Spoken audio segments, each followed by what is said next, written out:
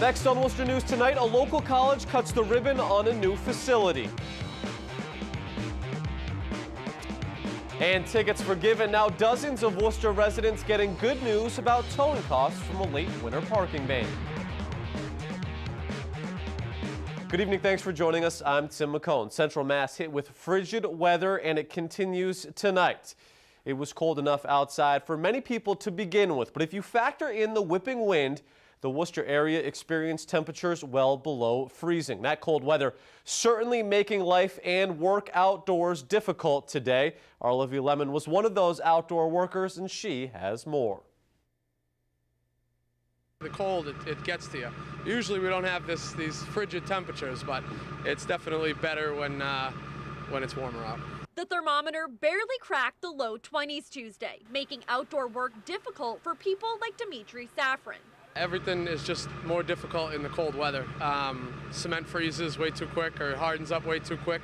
And just your movement, even your movement, it takes it out of you for sure. The owner of DS Landscape Construction says layering his clothing is important since he usually doesn't take a break. You stay warm if you're moving. Once you stop moving and you sit down, it's kind of like, okay, it just got cold. UMass Memorial doctor Mark Verstucha recommends going inside periodically to prevent frostbite. He says you can get frostbitten without realizing it because you lose sensation in your extremities. If you do develop frostbite, it's important to rewarm as quickly as you can. So get inside. Warm water is actually an excellent way to rewarm yourself. Verstucha says it's also important for people to pay attention to the wind chill factor because it's what your body actually feels. So when they say it feels like 0 degrees, in effect your body is seeing 0 degrees. So wind chill is something not to ignore at all. Enake Silva is building a house on Salisbury Street. He says the cold temps and high winds can slow work down. It's not easy this time because you can get sick or it's a very danger. But we try to do the best we can. Dr. Verstucha says people who work outside should also pay attention to signs of hypothermia. Tend to start to shiver when you've lost 5 to 8 degrees of body temperature. That's a good point to actually say, whoa, I got to stop. I need to make sure I get warm. Verstucha says bundling up and layering are the most important things for outdoor workers to remember. We probably got 4 layers on right now with a jacket over it and 3 layers on the legs. Olivia Lemon, Worcester News Tonight. And if you were wondering what public transportation was like today, you definitely felt the cold as well. Many riders wondering if they would see a repeat of last winter's troubles on the T. So what is the MBTA doing to keep the trains running on time with more winter weather on the way? Michael Rosenfield has more. With bitterly cold temperatures and a possible snowstorm on the way, the T is facing a big test after last year's disaster. In general, what have we learned from last season? I think we need to be better prepared, and we've spent an entire year getting better prepared for this winter, that we have done a significant effort to make sure that our system is prepared for winter weather, which I don't think was a similar focus in past years. When temperatures fall below freezing, the T is instituting what it calls cold car procedures, already in place last night and running again this evening. We actually bring in additional personnel overnight. We run the trains all night long. We have personnel, operators in the trains, opening and closing the doors. We operate all of our switches to make sure that everything is operating for the morning. T officials have worked on their winter plan since last year's failures, filled with cancellations and rampant delays because of the brutal weather. Passengers aren't sure what to expect. Sometimes it won't show up when it says it's scheduled to show up. Sometimes it just, like I'm waiting in the cold for a very long time. And so I'm a little nervous about this winter, but I'm not sure if it's going to be as bad as last year. I'm worried that the delays are going to persist. We'll see what happens. I have high hopes for the T. What they do know is that it's critical to have reliable service no matter the weather. If it's the same as last winter, worried. If it's not as bad in terms of like snow, then I guess it should be fine. It's my only real cheap, affordable transportation method, so it's essential. So far, the T's been tested a little bit this season, but right now, combining these frigid temperatures with a possible snowstorm on the way, the real test could be just ahead.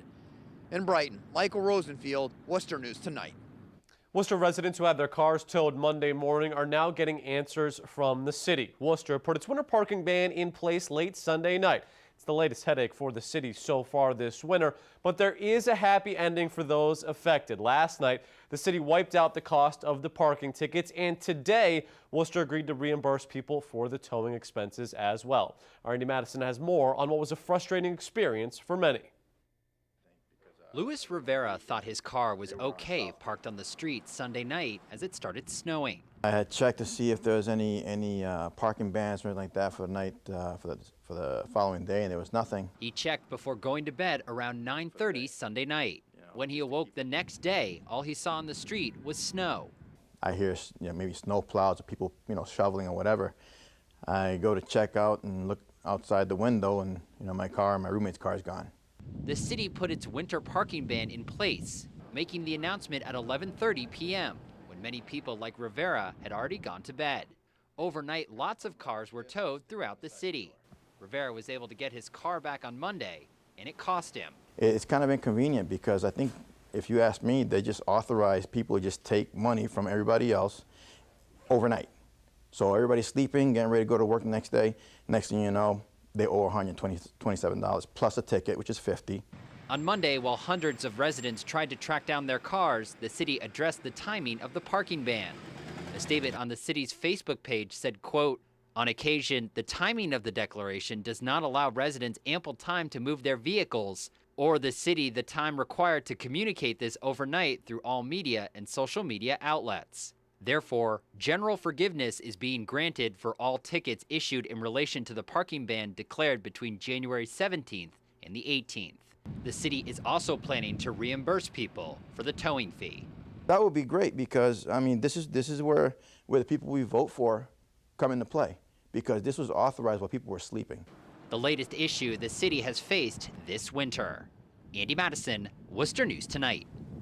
The man arrested at Monday's Martin Luther King Jr. Community Breakfast is set to be arraigned Wednesday. 71-year-old Chris Horton was arrested after a confrontation with Quinsigamond Community College police. Horton is part of the Worcester anti-foreclosure team and was handing out pamphlets that read "Bring Our Wealth Home" and "Black and Brown Wealth Matters." Horton's $40 bail was posted Monday, and he was met with supporters at the police station when he was released. Quinsigamond Community College welcoming leaders from other universities and elected officials onto campus Tuesday as they cut the ribbon on a new building. QCC unveiling the new Quest Center, which will allow the school to expand their offerings in science and technology. The new building includes state-of-the-art labs, which the college says will help prepare students to get jobs in fields such as biotechnology. The school also hosting a panel discussion today on biotech as part of the event, and also gave tours of the new facility. Well, already we're going to have a biology transfer program, which we have not had before as a specialization, and a chemistry transfer program, which we've not had before.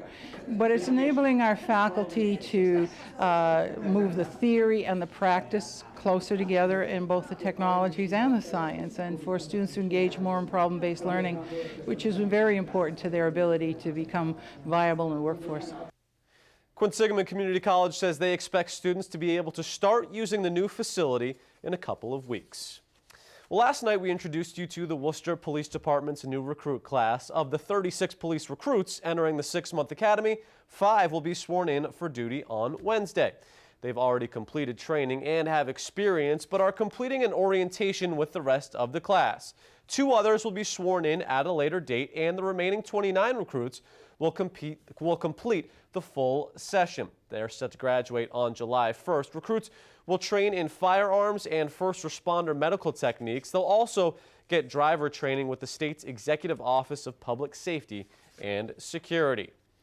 Many of us go to our doctors to get a checkup or some treatment, but a new program at St. Vincent Hospital allows people to get some exercise while meeting a doctor who can answer their questions.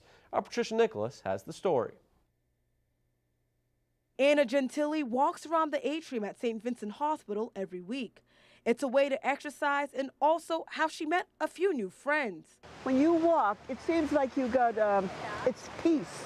You get rid of all, as we say in Italian, all your agita. You didn't solve anything, but you feel great. Tuesday, the hospital showed off its Walk with a Doc program. We're very happy here at St. Vincent Hospital to make our atrium available here for folks interested in doing some walking, some exercise, indoors. Normally wouldn't be able to do that in the middle of winter. St. Vincent started their program last fall. It allows residents to walk around an indoor track with doctors who provide medical advice and support. I always talk to my patient about diet and exercise, but I just didn't want to be preaching it. I wanted to actually participate in it with them. Dr. Cancer says the program also benefits participants' health. Great for cardiovascular health, great to lower your blood pressure and cholesterol, and it's a fun activity if you do it with friends. Liz and Rachel are visually impaired. They say their disability did not stop them from participating. I feel exercise is so important for everyone, for all of us, whether we're differently abled or whether we're able-bodied. In spite of visual impairment that I suffer from, I think it's very important to keep everything else going perfectly functionable.